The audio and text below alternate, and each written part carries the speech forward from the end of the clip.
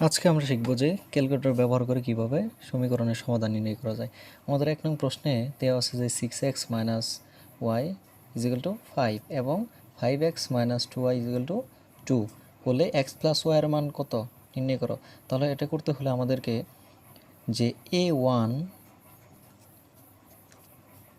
b1 c1 এই মানগুলো জানা থাকতে হবে, কারণ ক্যালকুলেটরের ভিতরে এই মানগুলো প্রদর্শন করবে। তারপরে a2 b2 এবং c2 এর মান জানা থাকতে হবে। তাহলে যে প্রথম সমীকরণ x এর সহগটাই হবে a1 এর মান। তাহলে x এর সহগ কত আছে? x এর সহগ হলো 6 এবং y এর সহগ হলো b1 এর মান। y এর সহগ হলো -1 এবং যে ধ্রুবপদ আছে 5, এটা হলো c1 এর মান। আবার 2 নং সমীকরণে যে x এর সহগ হলো কত? 5, এটা হলো a2 এর মান। আবার যে y এর সহগ হলো -2, এটা হলো কি b2 এর মান এবং ধ্রুবপদ c2 এর মান হলো 2। এখন আমরা এটা ক্যালকুলেটর ব্যবহার করে কিভাবে সমাধান করব এটা দেখাচ্ছি।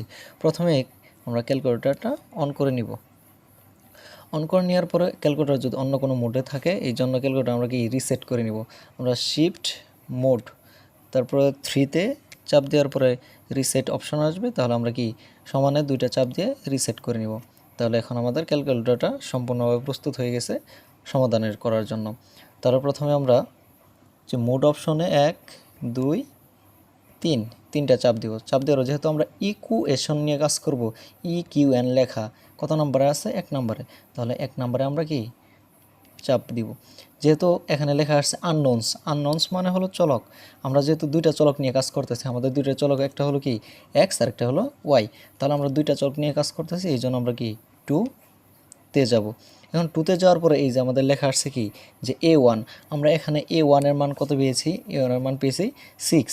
এই জন্য এখানে a1 এর মান বসাবো কত? এই 6-এ চাপ দিব। চাপ দেওয়ার পরে এর সমান পরে আসছে b1 মান পেয়েছি আমরা -1, তাহলে -1 এই সমান দিব। তারপর আবার c1 এর মান পেয়েছি 5, তাহলে মান বসাবো কত? 5 সমান। এরপরে a2 আসছে, a2 এর মান হলো আমার 5, এই 5 = b2 এর মান আসছে, মান পাওয়া গেছে -2 সমান c2 এর মান পাওয়া গেছে 2। এখানে দেখে বসানোর পরে চাপ দিলাম। চাপ দেওয়ার পর x এর মান আমরা পেয়েছি যে 1.14 এবং আরেকটা চাপ দিলে y এর মান পাওয়া যাবে, y সমান 1.85। যেহেতু আমাকে এখানে বলছে যে x + y এর মান কত, তাহলে এই দুইটা মান আমরা কি করে নিব? যোগ করে নিব। যদি আমরা x + y এর মান দুইটা যোগ করি, তাহলে আমরা কি 3-এর সমান পাই, 3-এর কাছাকাছি পাই বা 3-এর চাইতে একটু বেশি পাওয়া যায়। এই জন্য আমাদের উত্তর হবে কত? x + y এর মান যে 3। এবং পরবর্তী প্রশ্নে আছে যে 2x + y = 8 এবং 3x - 2y = 5 সমীকরণ দ্বয়ের ছেদবিন্দু স্থানাঙ্ক কোনটি? আমাদের এটাও একই কাজ, যে x এবং y এর মান ক্যালকুলেটর ব্যবহার করে আমরা নির্ণয় করব। তাহলে দেখো তো, আমরা যদি বলি কি যে a1 এর মান কত, এই সমীকরণে a1 এর মান হচ্ছে 2, তাহলে a1 এর মান আমরা 2 বসালাম এবং b1 এর মান সমান দিলাম। তারপরে b1 এর মান কত? y এর সহগ হলো 1, এই 1 সমান দেওয়ার পরে আমরা কি যে c1 এর মান হচ্ছে 8। এরপরে আসছে a2, আমার দ্বিতীয় সমীকরণে a2 এর মান বসাবো। তাহলে x এর সহগ হলো 3, তাহলে a2 এর মান হলো 3 সমান, তারপর y এর সহগ হলো -2, b2 এর মান হলো -2 সমান, c2 এর মান হলো 5 সমানে প্রেস করার পর x এর মান আসছে আমার 3, x এর মান আসছে 3। আরেকটা প্রেস করার পরে সমানে যে y এর মান আসছে 2।